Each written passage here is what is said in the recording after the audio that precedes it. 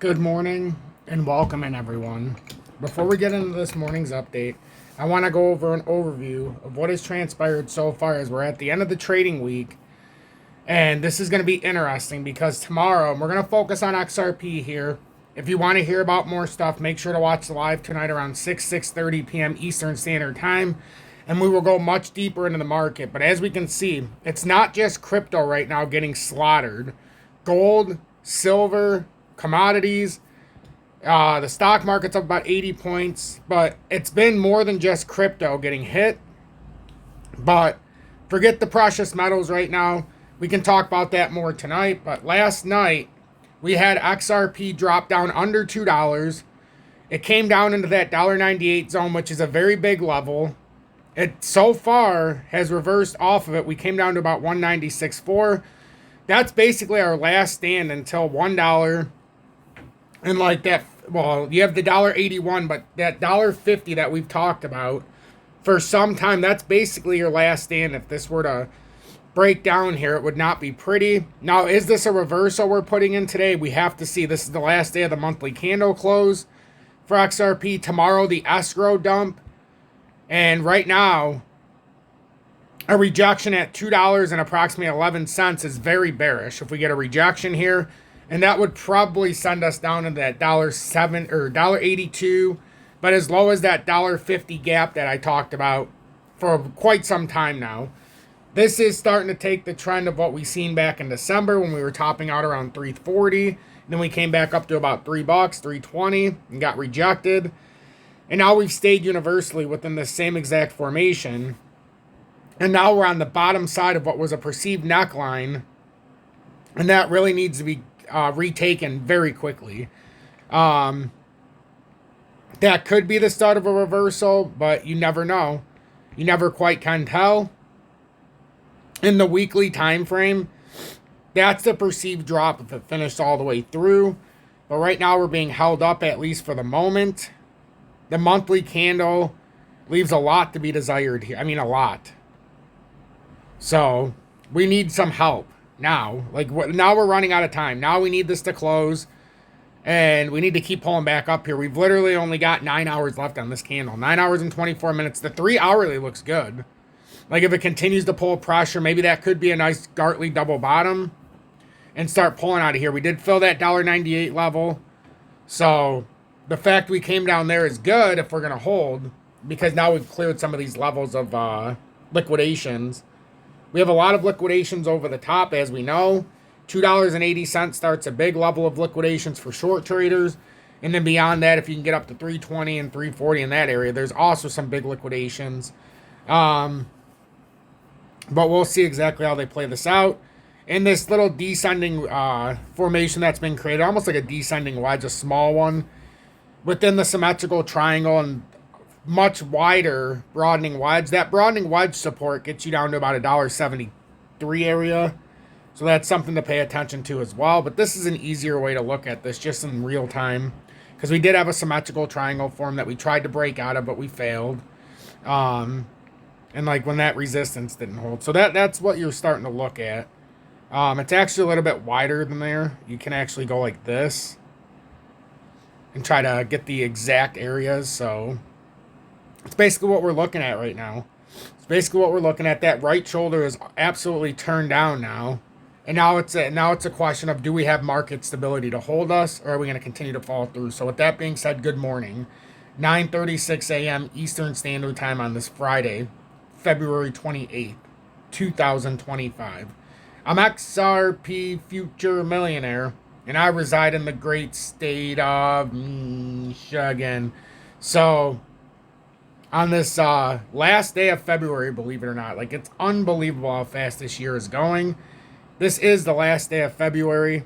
We have a major resistance now that we formed over the top. Right now, it's right around $2.48. We do have this little support structure now that's built at right around $1.96. But we also know this could be used as a resistance area if we don't come back above $2.11. So right now, we need to get back above $2.11 and start working our way back up near $2.48. So we have a resistance at 248, we have a resistance at 211, and we have a big resistance around $2.60 as well. So those are going to be our areas to break out. If XRP can get back on the right side of town, we could make some noise here. However, it is the last day of the month. It's been a very porous monthly candle so far that can still be built up, but we have to have a significant move here. You know, we need to see this reverse all losses and end up somewhere around that. Let's just see how this plays out. It would be great for us to get some upward momentum. If we look at this with Bitcoin down 3.59%, down to 81,700. Bitcoin's had a nice little pullback from the bottom, but we measured this drop out, and our drop target was 78,000 right here. 78,452, and then if it fell below that, the technical drop out of that broadening wedge that Bitcoin was in earlier, that technical target on a drop initially back here would have been somewhere around 74. That 78,450 is important because that filled out that bear flag perfectly. Now, are we going to build another bear flag? I don't know. But we talked about the bear flags yesterday in the live, and we've had this measured out for a couple days. And that bear flag broke down on every single crypto, and they ended up coming to their targets. Bitcoin hit it perfectly. 78,452 was the technical drop target, and it came down to right around that 78,400 and some change. So Bitcoin's filled that out. Now, what could happen is maybe it comes up to 88 and tries to see if that's a resistance, because that's a downtrending resistance on a failed symmetrical triangle right there in the short term.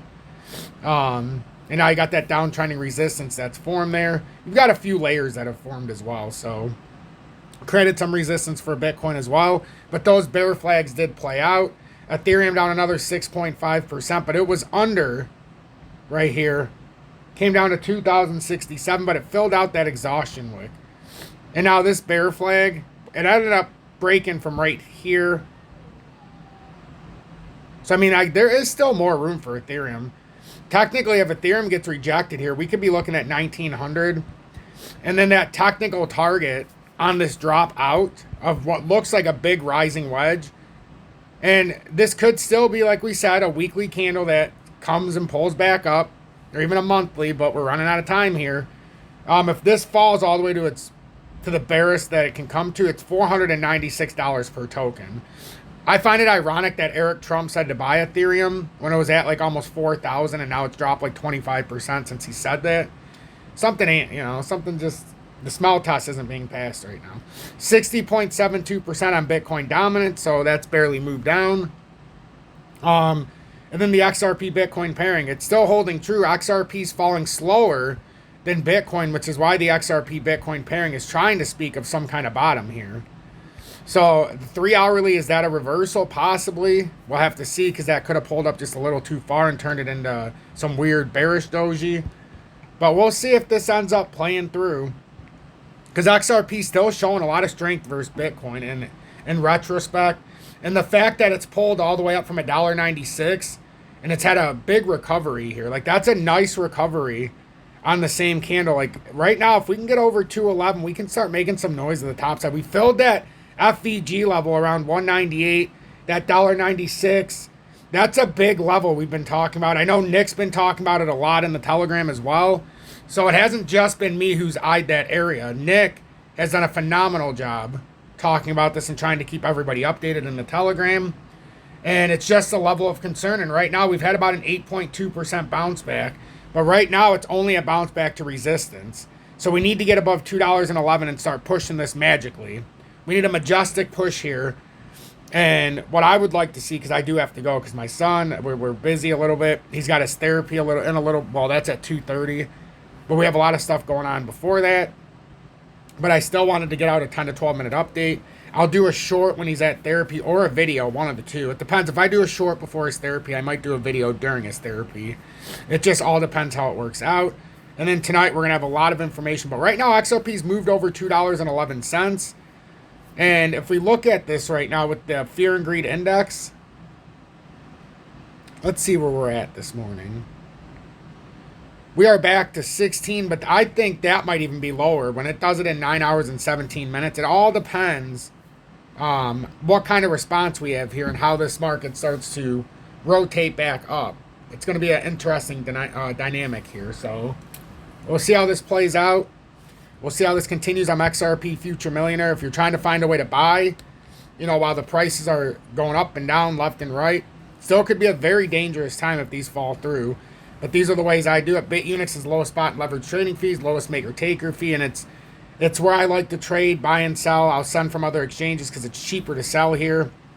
I have a history of buying and selling on crypto.com here during this market, but I've been sending my orders, anyone that I can, to BITUNIX, and then I'll send it back and just tether USDC to do further things so that I don't have to hit with the bigger fees. So that's just something I do. There's other ways to trade, but make sure you do something you're comfortable with and not because somebody else tells you to do it. But we'll watch this and see if we get progressively better. We've had a better than 10% rebound here since the bottom, so that's a good sign. But what we need to do is continue this momentum, get over $2.11, turn this into a Gartley reversal and not a bear flag. We need to invalidate a bear flag setup here because that would bring us down into that $1.70 and maybe even lower range. So that's what we're working on today. Appreciate each and every one of you. Very volatile day, as you can see, even in commodities. It's all very volatile. And this could just be, we've seen that rising channel in commodities that we called out. And now first layer would be down to like 27.93. Could retest this breakout point at 27.39. But right now, I think it's a good time to stand to the side here. Don't buy commodities right now. Kind of take profit and see where this ends up winding up. That's likely, you know, the scenario that we're going to have to play here because this is getting ugly. And it's not just crypto. This is all around the market. So let's see what kind of bounce back we have. Crypto is bouncing back a little bit right now, but we're going to need a lot more pressure to the top side. Have a blessed day, everybody.